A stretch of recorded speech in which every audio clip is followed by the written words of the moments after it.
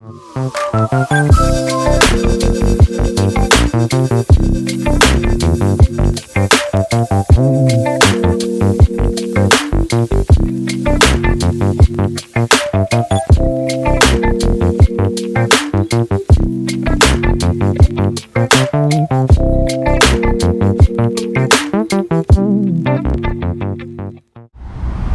now we're going to apartment 3. My favorite one before we left Koreatown. Wait, I can't say that. Our one was my favorite one. This was runner-up because it had so much other stuff, but it was lacking the character that our one had. Welcome to our old neighborhood. Okay, it's closed right now because COVID sucks, but that sushi place right there is the best sushi I've ever had in my life. Okay. Furniture store where I got my kitchen table that I love so much.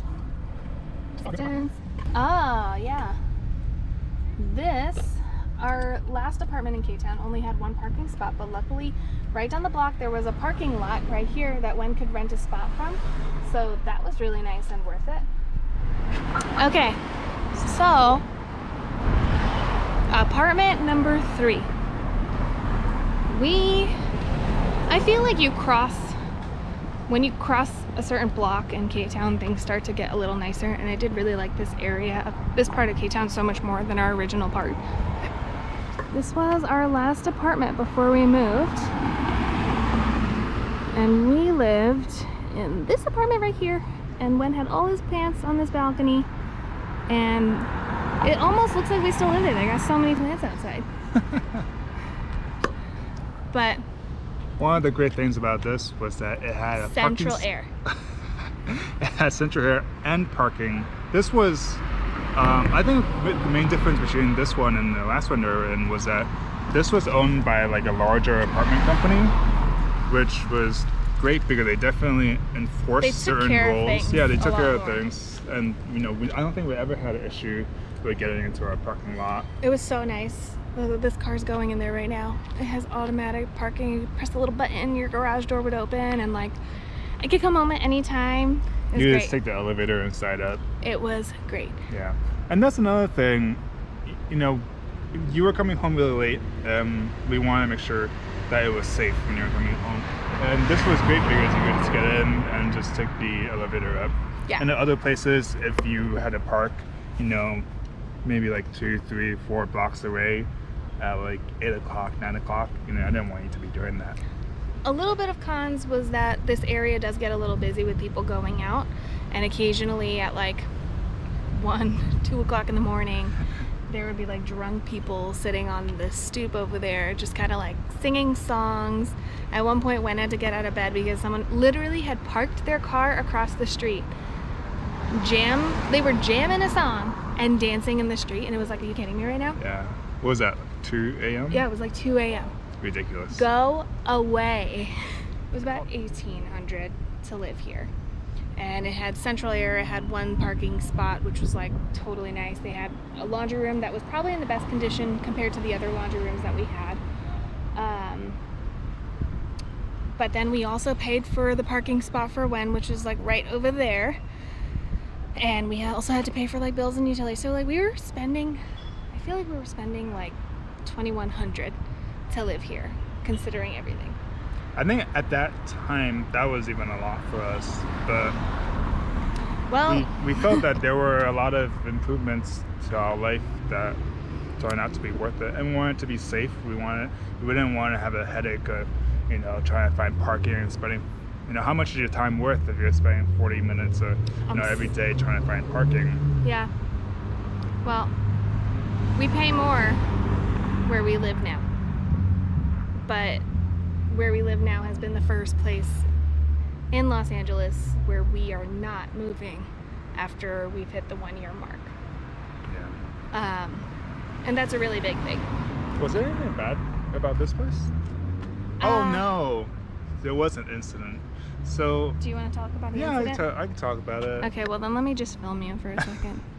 So we love Koreatown. As you could tell, we've moved several times, but we still stayed here. Ultimately, the thing that made us decide to move was I had an altercation with a homeless person while we were living here. There's a laundromat right down the corner over there, and one morning I was just, taking... It's around the block over there.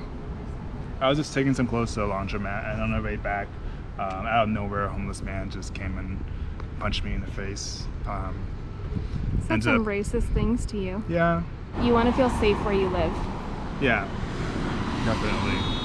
After something like that happens, you don't just move on, but I don't want to live in a place where you have to think about what kind of clothes you have to wear, so that if that happens again, you can run after somebody or try to run away or something like that. And that thought was like, okay, it's time to go. Yeah, and when that happened to me, I felt very conflicted because I didn't even know how to react. To be honest, I looked at the guy and was just like, what is wrong with you? He looked messed up. I don't know if he was intoxicated or what. But I ended up walking away. I called the cops. And that was that. Yeah. So, we left Koreatown. We still come back pretty regularly to eat and stuff like that, but it's pretty sad. There's just a big separation here, I feel like, between, rich people. I feel like this area, the area that we live in, is sort of the heart of Koreatown. But then outside of it becomes much more expensive, and the vibe of the area changes dramatically. Yeah. Out here, it's just regular people, middle class people, and then a few blocks away, depending on what direction you're walking in, you start getting very large fancy houses surrounded by tall bushes, with signs that says armed security. And over here it's much more easy to, if you look at a map on apartments.com or whatever renter site, you'll see that there's a lot of apartments and rentals here. But outside of this area, when you go into the wealthier area, there is hardly anywhere to rent. It's all houses. Yeah. So we weren't looking for the apartment that we live in now. We were looking at another location, and the other location cost $2,400 to live. And we were like, okay, that's expensive, but the area is really nice. It's very suburban, but you can still walkability, like we've been saying, we can walk. It's a little maybe a 20-minute walk, but we can walk and still experience things, which is really cool.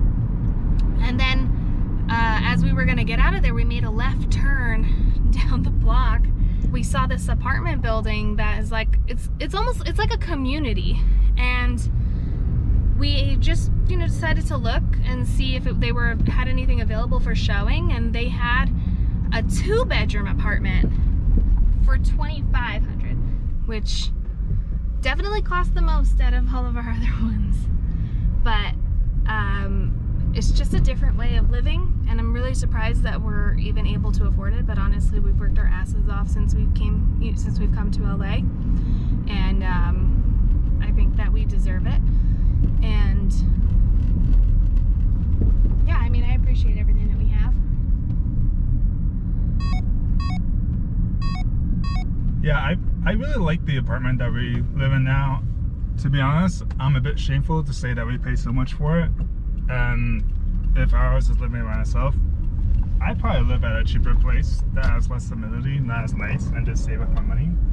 For us to move up to what we thought was nice, which was our 3rd apartment, that was almost $2,100, and that was still for just a 1-bedroom apartment. $2,500, all of a sudden you get access to a pool, a tennis court, which we don't know how to play tennis. We try. Double parking spot, an enclosed community, which I think is really nice.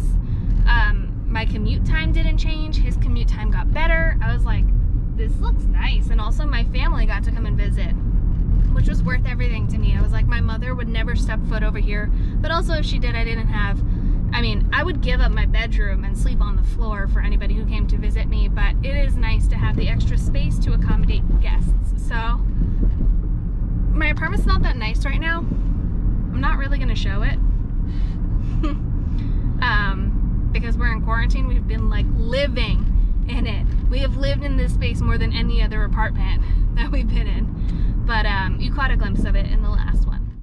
Thank you for watching this video. We hope that sharing our experiences of what it was like moving to LA and why we moved so many times is a little insightful for anybody who might be trying to move to LA anytime soon, or maybe entertaining Koreatown for that matter, and just kind of giving you an idea too what your prices can get for you. Like and subscribe. We'll see you guys next time. Bye guys. Bye.